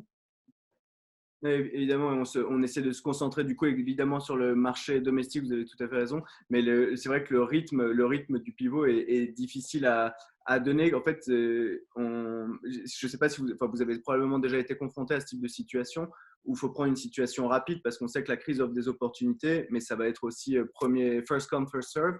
Et on a peur de vous parlez de cœur de compétences, mais on a peur également de changer complètement. Enfin, il faut réadapter un produit. Est-ce que le temps que ça peut prendre, etc. C'est un petit peu compliqué. Vous voyez, l'Américain typique va rester 2 semaines, le Suisse, lui, il va rester 2 jours. Donc, il faut réadapter le produit. Une fois de plus, je ne veux pas se centraliser uniquement sur le tourisme, mais peut-être juste sur de manière plus générale. Moi, à votre place, je me donnerais une semaine avec la cofondatrice. Et pendant cette semaine, tout ce que je fais, c'est de refaire sur feuille blanche un business plan qui est, voilà, le business qu'on a aujourd'hui n'existe plus. Qu'est-ce qu'on fait comme business pour servir une clientèle riche suisse qui ne va pas partir cet été à l'étranger, qui ne va pas aller en Italie, qui ne va pas aller à Bangkok, et qui a besoin d'avoir un beau bol d'air en Suisse dans des conditions extraordinaires ou quelque chose d'exceptionnel, etc. Et je ferai déjà l'exercice intellectuel pendant une semaine, ça coûte rien, et le faire à fond, quoi. Laurent, tu pourrais peut-être mettre Max en contact avec Catherine pour 30 minutes de discussion, parce qu'elle a passé par le chemin mental de… voilà, je ne peux plus livrer une seule lunchbox, je change complètement de métier en une semaine, quoi. Avec plaisir, Max, tu as mes coordonnées. Merci beaucoup pour ta question. Et bonne chance, Max. Bonne chance. Merci beaucoup, Christian. J'ai donc connecté Christian avec cette entrepreneuse incroyable qui lance cette boîte qui s'appelle The New Luncher. Donc, elle livrait des lunchs dans les écoles et Christian l'a aidé à pivoter. Et j'assiste tous les jours à des sessions de coaching WhatsApp et c'est absolument fascinant. Je voulais donner la parole à Guillaume Arluison, mais avant, on a quelqu'un qui se connecte de Séoul. Et donc, je vais lui donner la parole parce qu'il est très très tard là-bas. Je vais la remercier d'être là. La Corée, c'est un pays dont on a beaucoup parlé dans la gestion de cette crise. C'est un pays qui a été un des premiers touchés. Et Bosson est la fondatrice d'une des plus belles agences de communication en Asie qui s'appelle Asiance, qui travaille avec beaucoup de marques européennes, de marques mondiales qui viennent s'installer en Corée. Et Bosson, tu voulais réagir avant que je donne la parole à Guillaume. Merci beaucoup Laurent, merci beaucoup Christian, merci à tous. Je voudrais vous demander conseil à Christian et aussi aux autres. Comme Laurent a très bien présenté, je suis cofondatrice d'une agence digitale d'avoir aidé presque 16 ans les grandes entreprises venant plutôt de l'Ouest dans ce marché asiatique. Corée, Japon et Chine. Et parmi nos réseaux, j'ai eu d'avoir chance de participer en tant qu'angel investisseur à quelques jolis projets. Et donc, moi, je n'ai pas fait d'études d'école commerce, mais j'ai eu mes associés qui m'a aidé à avoir cette expérience entrepreneur. Et j'ai appris français à l'école et j'ai même marié en français. Je vis entre France et Corée. Et là, j'ai envie d'aider mes compatriotes, les startups coréennes. Et dans cet écosystème coréen, il y a beaucoup d'argent, en fait, venant du gouvernement coréen. Et il y a beaucoup de subventions. C'est un peu le boom de start-up parce que c'est un des principaux engagements du gouvernement Moon, notre président, d'améliorer la situation économique avec cette nouvelle économie, avec start-up. Et nous avons à peu près 200 accélérateurs dans ce petit pays et plein de gens me demandent pourquoi je ne montrais pas un accélérateur pour lier cet écosystème avec le reste du monde surtout. Donc, on nous propose de devenir un peu le gateway pour les startups coréens pour aller à l'Europe. Mais comme je n'ai pas beaucoup d'expérience en tant qu'investisseur, j'ai un peu peur. Et donc, je voulais demander vos conseils. Quels sont les éléments importants dans ce milieu?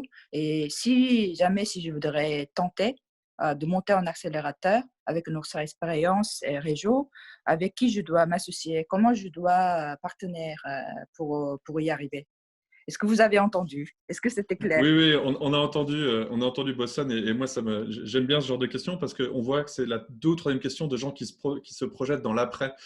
Et on voit qu'il y a aussi une crise, mais il y a aussi plein de gens qui aujourd'hui préparent des nouveaux projets. Christian, rapidement, toi, je l'ai dit au début, tu travailles avec Antler, qui est un accélérateur alors, un peu particulier. Vous prenez des projets autour d'IP, vous allez chercher des gens qui ont pas mal d'expérience et puis vous les accélérez. Si Bosson veut monter un accélérateur de start-up en Corée, quels seraient les conseils que tu peux lui donner? Alors, peut-être qu'on pourrait faire une session séparée et une discussion, mais comme ça, à brûle pour point, puisque je ne connais pas vraiment le contexte. Je crois que la première question, de ce que j'ai compris, Bosson, ça serait plutôt des sociétés coréennes qui ont déjà un proof of concept en Corée, qui cherchent une expansion internationale. Donc, on est au stade expansion, quoi. Donc, c'est probablement post-série A, voire B, et c'est vraiment international expansion. Donc le thème, le thème sera, suivant la catégorie et suivant le marché dans lequel ils sont, comment arriver à s'exporter. et qui est récepteur à l'autre bout. C'est-à-dire, si vous dites s'exporter, si le marché après la Corée, c'est les États-Unis ou l'Australie ou je ne sais pas quoi, la question qui se pose, et en assumant qu'ils ont le capital pour y aller, la question qui se pose, c'est qui leur ouvre les bonnes portes aux pays récepteurs. Donc, il y a vraiment une notion. Si vous êtes celui qui envoie, il faut que vous ayez quelqu'un qui réceptionne à l'autre bout. Donc, je ne sais pas si c'est, par exemple, un réseau de venture capitalistes local qui vous considère comme, en fait, du sourcing de talents coréens. La relation devrait être en amont, c'est-à-dire que vous devriez avoir un réseau de venture capitalistes aux États-Unis, en Angleterre, en France ou je ne sais pas où, là où les sociétés coréennes ont le plus de potentiel, et vous devriez les faire participer au capital des meilleures sociétés coréennes lorsqu'elles sont en opération en Corée, donc typiquement la série A ou avant, et ensuite, eux ont un intérêt de facto à l'expansion et à la réussite de cette société à l'étranger. Je pense qu'une des problématiques qui se posent pour les sociétés coréennes sera probablement des barrières de langue et des barrières culturelles. C'est-à-dire que pour quelqu'un qui a fait toute sa vie en Corée et qui doit tout d'un coup opérer dans le milieu parisien ou le milieu londonien, il y a un gap culturel qui doit être comblé par probablement les VC locaux qui rajoutent des employés locaux, quoi. C'était un des problèmes qu'on avait identifié. Boston était là, on avait fait Lyft en 2009, je crois. On l'avait fait plusieurs années, mais en 2009, on avait en gros, les gens qui sont considérés comme ayant inventé le réseau social, Cyworld, si tu me corriges, si mes souvenirs sont bons. Les gens qui avaient inventé les jeux monétisés, Nexon de mémoire, les gens qui avaient inventé le concept de site Yahoo Answer, qui sont devenus maintenant Quora, etc. Et en fait, ils avaient eu les idées avant tout le monde, mais ils n'avaient pas réussi à les amener à l'international. Et pendant longtemps, c'était avant Samsung, mais pendant longtemps, c'était un peu l'image de la techno coréenne, c'est qu'elle avait du mal à sortir de chez elle. Merci beaucoup, Bossan, pour ta question. Merci d'être connecté avec nous de Séoul. Je vois que Malik est revenu. Je vois que Michel est revenu. Malik, Michel, est-ce que vous voulez rajouter quelque chose? Malik. Oui, alors volontiers. Il y a une belle transition avec Séoul et Sydney. La première question, c'est pourquoi Sydney, si c'est personnel ou peu importe dans ce qui peut être dit. Et la deuxième, c'est aujourd'hui, c'est quoi votre appétit? C'est quoi les domaines qui vous donnent envie, dans lesquels vous investissez et vous voyez qu'il y a vraiment un développement? Outre l'effet moutonnier où tout le monde maintenant part dans l'e-commerce et veut faire de la livraison, est-ce qu'il y a d'autres domaines sexy? Sydney, c'était un choix entièrement personnel à un moment de ma vie familiale. Donc c'est un choix personnel. Et puis, c'était un choix qui était très temporaire. Et finalement, on s'est beaucoup plu et on s'y est installé, quoi. Donc, c'est mon troisième continent. Moi, je suis né au Brésil et j'ai grandi en Amérique latine, de parents suisses. Et ensuite, j'ai fait les études en Suisse, l'armée en Suisse et une grande partie de ma carrière en Suisse. Et voilà, quoi, j'avais envie d'autre chose. Et puis, j'ai une discussion familiale, grande carte au salon. Et puis, on a discuté pendant 3 mois. C'est tombé sur Sydney. Pour la question, c'était quel était l'appétit pour... Quels sont les domaines que tu trouves intéressants en ce moment en tant qu'entrepreneur, en tant qu'investisseur? Alors, toutes mes convictions sont remises au tapis là, parce qu'avec ce qui nous vient dans la gueule, j'essaie de repartir d'une feuille blanche et réfléchir au post-Covid, quoi.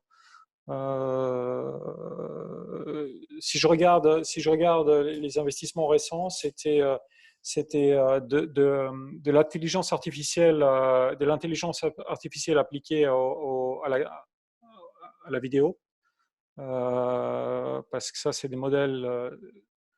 Ça, c'est de l'IP et de la techno qui arrive à réduire d'un facteur 100 la charge sur les réseaux et sur le cloud.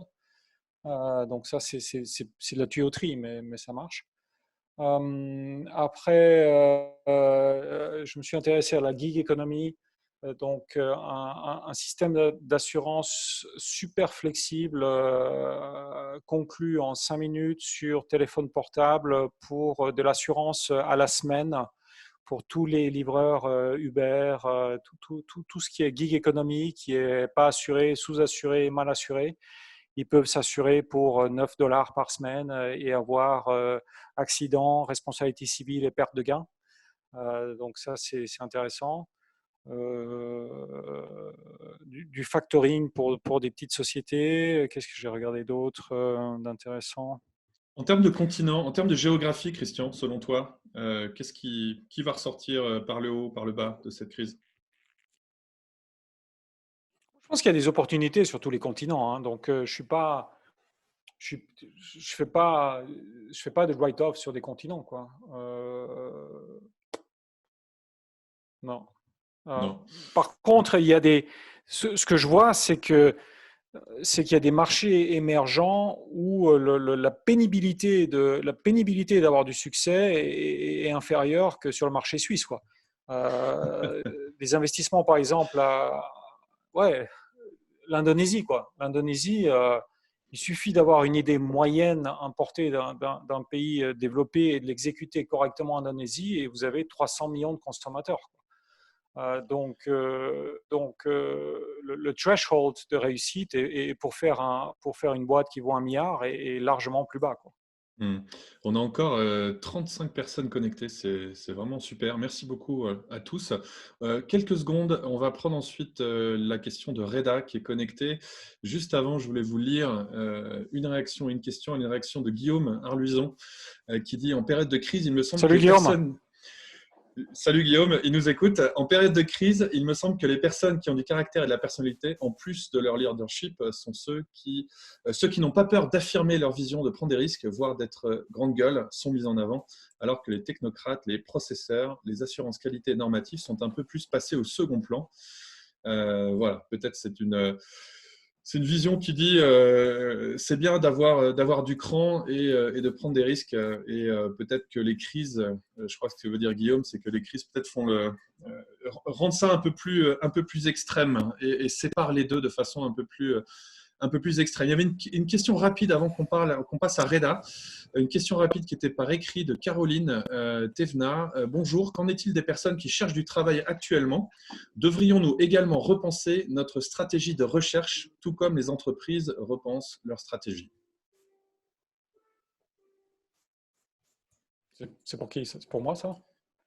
Est-ce que tu as une opinion là-dessus? C'est-à-dire que si les gens qui cherchent du travail aujourd'hui, est-ce qu'ils doivent procéder différemment vu le contexte? Par exemple, à ton avis, peut-être une façon d'y répondre, ça serait de… Quelle entreprise ciblée, Christian? À ton avis, qui va sortir grandi? Je pense que ça, c'est déjà une bonne piste. Hein. Moi, je pense que ça, c'est déjà une bonne piste. C'est de se mettre à la place de l'employeur. C'est de mettre à la place de l'employeur. Quels sont les employeurs qui ont besoin d'aide et au sein de cette entreprise, quel type de département, qui a besoin de ressources maintenant? Je pense que ça, c'est une bonne piste. Et puis après, en termes d'attitude… De nouveau, on revient aux fondamentaux. Hein. C'est le courage, quoi. C'est montrer une attitude de courage, de peut-être pas être entièrement dans sa zone de confort, accepter un job qui est à côté, qui est au-dessus, en dessous, mettre le pied à la porte et puis s'adapter, quoi. Il n'est pas impossible aussi qu'une partie des gens doivent se reformer ou augmenter largement leurs compétences digitales pour dire, voilà, quoi, moi je suis pleinement opérationnel, digital, je sais faire ça, et puis je peux travailler remote. Je vais donner la parole à Reda El Andalousi, qui travaille avec beaucoup d'entreprises sur les problématiques d'innovation, entreprises de toute taille, et qui d'ailleurs, si Bosson nous écoute, Reda est quelqu'un qui a l'expérience sur le fait de monter un accélérateur au Maroc. Reda. Bonjour à tous, vous m'entendez? Oui. Ok, super. Bravo Laurent, bravo Christian, c'était top. Une petite question en ces temps mouvementés. on voit, on arrive à une espèce de bifurcation pour l'humanité. Et je me posais la question de l'avenir du commerce de proximité, qui a déjà beaucoup souffert au cours des années précédentes. Et de manière paradoxale, aujourd'hui, on ralentit. On a comme l'impression de vouloir revenir à l'essentiel, la santé, l'éducation, tout ce qui est proche de nous. Et en même temps, Amazon et puis ces géants du e-commerce n'ont jamais affiché une santé aussi insolente. Du coup, je me posais la question de l'avenir du commerce de proximité dans les années à venir. Et si vous, Christian, vous avez une idée là-dessus? Bon, c'est pas ma spécialité, mais je pense que d'abord, je ferai attention à les mettre tous dans une même catégorie. Je pense que le monde post-Covid va plutôt voir un recul de la tendance de la globalisation qu'une avancée. Donc, je pense qu'il y aura un repli de type près de chez nous, c'est bien, et il y aura un repli de type nationaliste sur le plan économique aussi. On voit déjà, hein, il y a quand même une augmentation des barrières tarifaires, il y a une méfiance qui s'installe. Il y a un ton qui est plutôt mauvais entre les États-Unis, la Chine, les gros acteurs. Donc, je vois plus. S'il y a une tendance, c'est plutôt on a passé l'apogée de la globalisation et puis on va aller en recul. Je pense que l'énorme souci économique qui va en découler va aussi rendre les États beaucoup plus sensibles à la thématique fiscale. Donc, le côté Amazon d'inonder le marché français avec des produits et puis avoir tous leurs profits rapatriés en Irlande et puis après détaxés quelque part d'autre, je pense que les États vont devenir beaucoup plus regardants et agressifs sur les aspects fiscaux. Et puis, sur le positif, voilà, quoi. Moi je donne un exemple tout con. Hein. Je veux dire, depuis que je suis enfermé chez moi à Sydney, notre approvisionneur numéro 1, c'est le boulanger au coin de la rue, quoi. Iggy's, quoi. C'est carrément. Maintenant, je vais à la boulangerie, c'est 20 minutes de queue à la boulangerie. Et tout le monde fait la queue. Donc voilà, lui, il a dû faire son chiffre d'affaires x8. Ouais, ça rebat les cartes et pour l'avoir goûté, le pain à côté de chez toi, Christian, est pas mal du tout. C'est vrai, il mérite 20 minutes de queue. Merci beaucoup. On arrive au bout des questions de cette session. Merci Reda d'être venu poser une question. Christian, un dernier mot. Les gens qui veulent continuer la conversation avec toi, on te trouve sur LinkedIn. C'est peut-être le plus simple. Ouais, c'est le plus simple. Ouais. Voilà. En tout cas, merci beaucoup à toi. Puis je vais repasser la parole à Anne qui va nous dire, qui va conclure cette heure 45. Merci aux 35 participants qui sont restés jusqu'au bout. Et tu m'avais dit 1 heure, Anne, hein, je me suis fait avoir là. Il y a un décalage horaire. Oui, ça doit être ça. Bon, merci Christian, merci Laurent. Je pense que Reda a résumé ça très bien. C'était top. On a entendu aussi le mot cadeau. Donc un grand merci. On sent en fait bien la complicité entre vous deux et le fait que vous vous connaissez depuis longtemps. Et ça amène encore une richesse supplémentaire. Et puis effectivement, les prolongations, le fait qu'on a eu des sacrées prolongations sont vraiment aussi un témoignage à la qualité de tout ce qui a été fait, tout ce qui a été dit. Donc, immense merci de la part du Hub. Merci aussi à l'équipe du Hub, Benjamin qui était aux commandes techniques. Hey Benjamin, super, merci. Bravo. Pas un seul, rien, pas un glitch, rien, tout. Zéro couac. 100% de maîtrise technique. Et puis merci à Mélanie aussi qui nous suit et qui s'occupe de toute la partie communication. Elle va d'ailleurs, Mélanie, vous envoyer d'ici la journée ou dans la journée ou d'ici demain ou plus tard, le lien avec la vidéo et puis le lien aussi sur nos prochains événements, webinaires du Hub et tout ce qu'il faut pour rejoindre un petit peu notre communauté. Donc voilà, moi super moment ensemble. magnifique manière de lancer la plateforme You Create at Home du Hub. Et puis, un grand plaisir, Christian, que je connais aussi depuis très, très longtemps, de travailler comme ça ensemble et Laurent, de nouveau de t'avoir comme animateur et modérateur. Vous avez été géniaux. Super, merci Anne. Merci pour l'invitation. Merci Christian. Et puis au sein de notre communauté, on a beaucoup là maintenant des entrepreneurs chevronnés. On avait beaucoup d'étudiants qui ont besoin d'être inspirés aujourd'hui. On en accompagne aujourd'hui dans les programmes d'accélération, programmes d'exploration d'idées. Et ils ont vraiment besoin d'être inspirés, d'avoir comme ça des exemples et puis des histoires. Parce qu'aujourd'hui, c'est des belles histoires qu'on va entendre. Et encore merci. Moi, je trouve que les étudiants, moi, je trouve qu'ils ont un avenir intéressant devant eux parce que les cartes sont redonnées, en fait. Et donc, tout ce qui défossilise et déstabilise le status quo est plutôt une opportunité pour les jeunes. Hein. Donc, opportunité à saisir pour les jeunes. Bon, et en plus de cela, vous avez Christian et Laurent qui sont tous les deux des alumni. Donc, deux magnifiques exemples devant vous. C'est la prochaine génération de bosser maintenant. Exactement. Voilà, Laurent, le mot de la fin. Je crois qu'il y a un gros bouton rouge sur lequel tu appuies et puis on va tous pouvoir aller manger. Merci beaucoup. Merci beaucoup à tous. Il faut que je trouve le bouton encore. Attends. Ah, voilà. Merci à tous. À bientôt. Bye bye. Ciao, ciao.